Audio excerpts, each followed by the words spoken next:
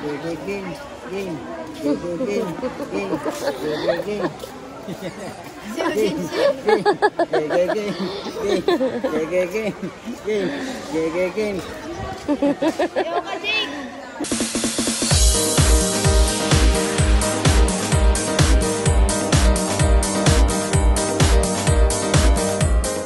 Hi guys, andito pa rin kami sa court dahil wala pa kaming matuluyan.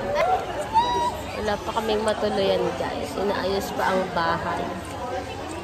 Pero may limit na ang aming araw dito. Hanggang Monday na lang daw.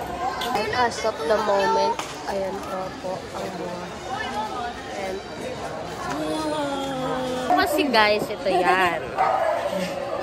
Ang priority lang daw kasi nang binigyan ng 30K is mga taga Creekside dahil wala daw malilipatan. Hindi lahat ng taga Creekside may 30K ha.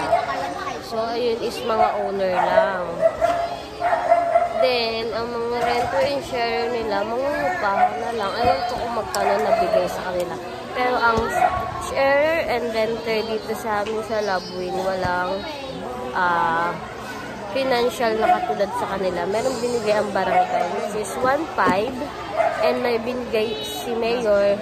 Si Mayor, si Konsehal, isa, tapos isa si Congressman. Tignan 500 sila, 1.5. So, ang natanggap namin ng mga renter and share ng Labwin is 3K lang.